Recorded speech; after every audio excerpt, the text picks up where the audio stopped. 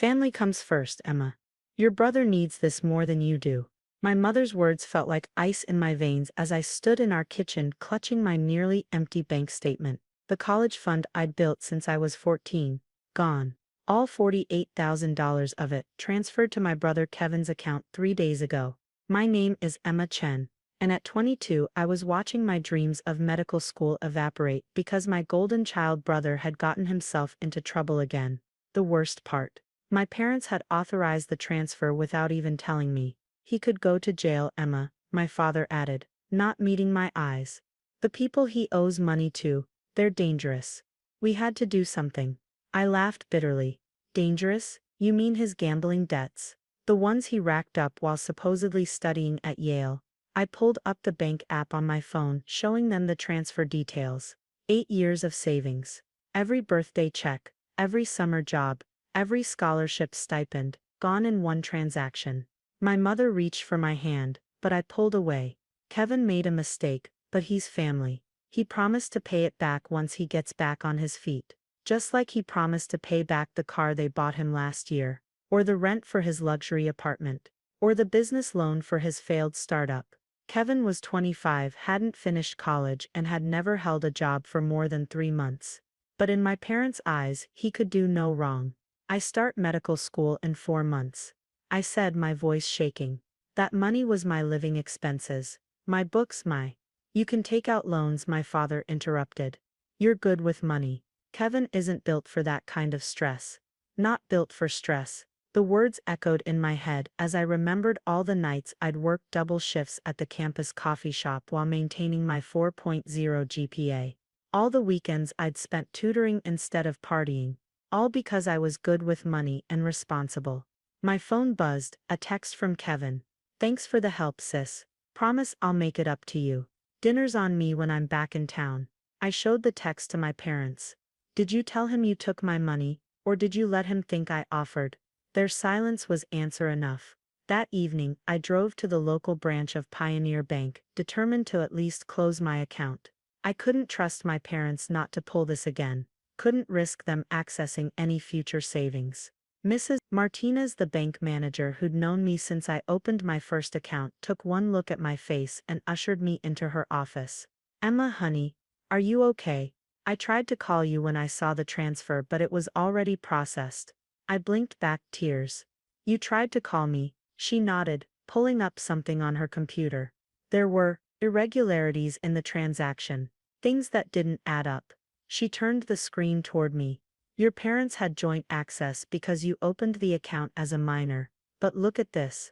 The document she showed me made my blood run cold. It wasn't just my college fund they'd transferred.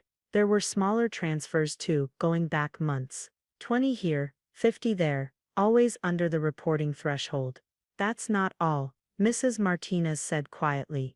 The account they transferred your money to, it's not your brother's. It's registered to a private LLC in the Cayman Islands. My hands started shaking. What are you saying? She leaned forward, her voice dropping to a whisper. Emma, I've been doing this job for 20 years. I know money laundering when I see it. Your brother's gambling debts might be real, but that's not where your money went. I felt the room spin slightly.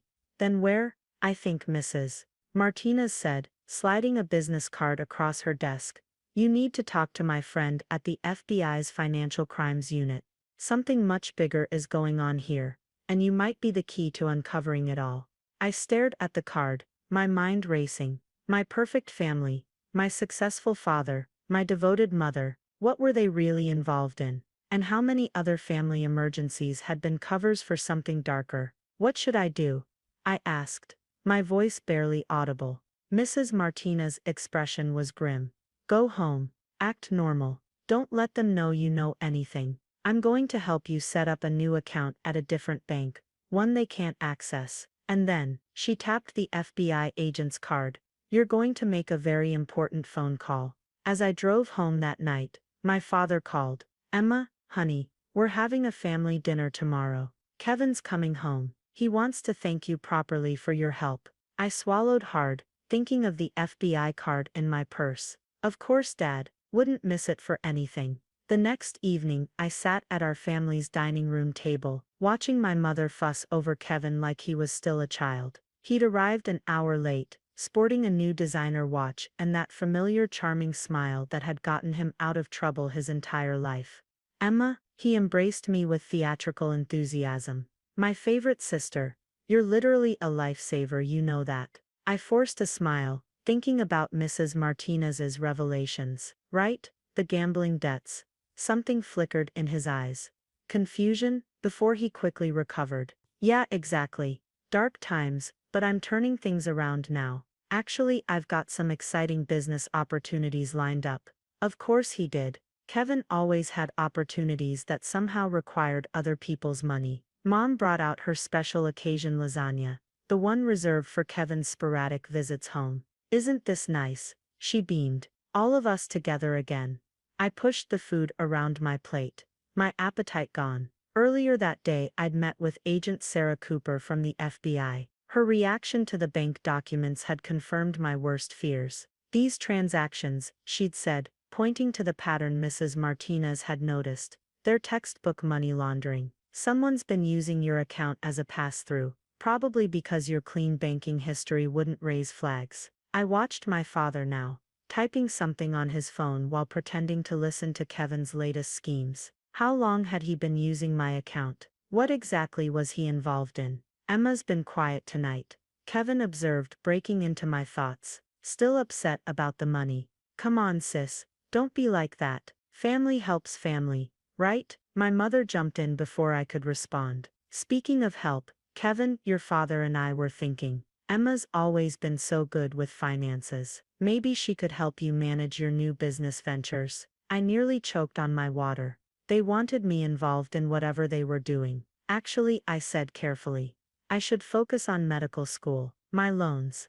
I let the sentence hang. "About that," my father interjected, finally putting down his phone. "I've been talking to some investors. They might be willing to help with your tuition, in exchange for some consulting work." Investors. The word sent chills down my spine. Agent Cooper had warned me they might try something like this. "The deeper you get into their operation," she'd explained, "the harder it becomes to get out. They'll try to compromise you, make you complicit." "I don't know, Dad," I said, trying to keep my voice steady. "I should probably just stick with federal loans." Kevin laughed. "Always playing it safe, Em. That's your problem. You never take risks." If they only knew about the recording device in my purse, currently capturing every word of this conversation. My father leaned forward, his voice dropping. "Emma, these are serious people. Very successful. They could open doors for you that most students can only dream of. Like they opened doors for Kevin." The words slipped out before I could stop them. The temperature in the room seemed to drop. Kevin's smile disappeared. My mother's fork clattered against her plate. "That's not fair," Mom started, but my father cut her off. "Your brother's situation is complex, but he's handling it. And these people I mentioned, they're different, professional. They understand the value of discretion." I stood up abruptly. "I need some air." In the backyard, I pulled out my phone and sent a quick text to Agent Cooper. "They're trying to pull me in. What should I do?" Her response came seconds later. "Keep playing along. We're close to connecting all the dots." Through the kitchen window I could see my family in what appeared to be an intense discussion. Kevin gesturing animatedly, my father shaking his head, my mother wringing her hands. My phone buzzed again. Mrs. Martinez this time. More transfers came through today. Bigger ones. Whatever they're planning, it's escalating. I took a deep breath of the cool night air, thinking about how quickly my world had unraveled. Just a week ago, my biggest concern was finding a roommate for medical school. Now I was caught in the middle of what Agent Cooper called a significant financial crimes investigation. Kevin appeared beside me, making me jump. "Hey, about what Dad said.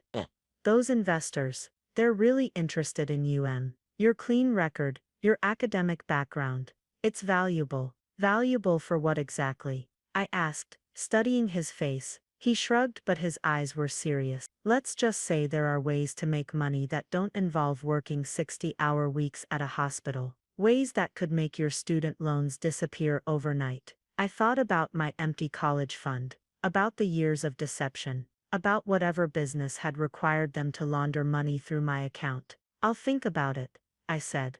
Kevin grinned and hugged me. That's my sister. Trust me, you won't regret this. As I watched him walk back inside, Agent Cooper's words echoed in my mind. Remember, the deeper you go, the more evidence we can gather. But also, the more dangerous it becomes. The next morning, over breakfast, my father laid out their proposal. His voice was casual, as if he were discussing weekend plans, rather than what I now knew to be a criminal enterprise. It's simple, really, he explained, sliding a folder across the table. We just need you to process some transactions through your new medical practice once you're licensed. Small amounts, nothing suspicious. Inside the folder were documents for what appeared to be a shell corporation, already registered in my name. My hands trembled as I realized they'd been planning this for months, perhaps years. My medical career was never meant to be just about helping people. It was meant to provide cover for whatever they were really doing. What about my college fund?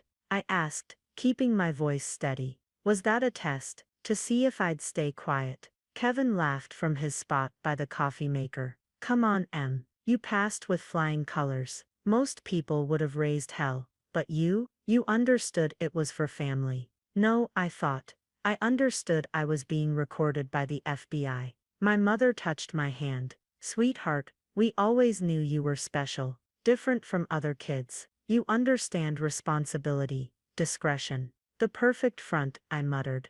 What was that? My father asked sharply. Nothing. I forced a smile. Just, it's a lot to take in. The recording device in my purse captured everything. Their detailed explanation of how they'd use my future medical practice to clean money. The connections they'd already established. The promises of wealth beyond my imagination. Every word dug them deeper into a hole they didn't even know they were standing in. My phone buzzed. Agent Cooper, we have enough. Signal when you're ready. I looked at my family. Really looked at them. My father, respected businessman by day, orchestrating this elaborate scheme. My mother, whose perfect housewife routine masked a calculating mind. And Kevin, who'd probably never gambled a day in his life, playing his role of the screw-up son, to distract from the real operation. What if I say no? I asked suddenly. The kitchen went silent. Kevin's coffee cup froze halfway to his lips. No isn't an option, sweetheart, my father said softly. You're already involved, have been since we started using your account. If we go down, he let the threat hang. My mother's face hardened. We're trying to give you a better life, Emma. Why can't you see that? A better life. I stood up, anger finally breaking through. You stole my college fund, used my account without my knowledge, and now you're threatening me. Sit down, my father commanded. But I was done taking orders. I trusted you, I continued. All those years working part-time jobs, saving every penny, thinking you were proud of me for being responsible. But you were just waiting, weren't you? Waiting until you could use me. Kevin moved to block the doorway. You're being dramatic, Em. This is business. Family business. I pulled out my phone, watching their faces. No, this is fraud, money laundering, and probably a dozen other crimes I don't even know about. My father stood slowly. Think very carefully about your next move, Emma. I pressed send on the pre-written text to Agent Cooper. I already have, I said, just as the front door burst open. The next few minutes were chaos. FBI agents swarmed the house. My father tried to delete something on his phone but was too late. Kevin made a break for the back door but found more agents waiting. My mother just sat there, surprisingly calm, as if she'd always known this day would come. As Agent Cooper led my father away in handcuffs, he looked back at me. Why? He asked, and for the first time, I heard real emotion in his voice. We're your family. Family doesn't exploit each other, I replied. You taught me that, just not the way you intended. In the aftermath, Mrs. Martinez helped me set up new accounts under protected status. The FBI recovered most of my college fund, though it took months of forensic accounting to untangle all the transfers. Medical school started in the fall, funded by legitimate loans, and what remained of my savings. Sometimes I wonder if my classmates can see it on my face. The weight of sending your entire family to federal prison. But then I remember the alternative, the life they had planned for me, and I know I made the right choice. Kevin got 5 years for his role in the scheme. My parents got longer sentences, given their leadership roles. My mother still writes sometimes, saying she forgives me, as if I'm the one who needs forgiveness. Last week, I received a letter from my father. Inside was a news clipping about my white coat ceremony, which the prison had allowed him to keep. On it he'd written 3 words. You were stronger. Maybe he finally understood. Being strong isn't about staying quiet or putting family first. It's about doing what's right, even when it breaks your heart. I keep that clipping in my desk drawer at medical school, not as a reminder of what I lost, but of what I gained: the truth about my family, and more importantly, the truth about myself. Sometimes the hardest choices are the ones that set us free.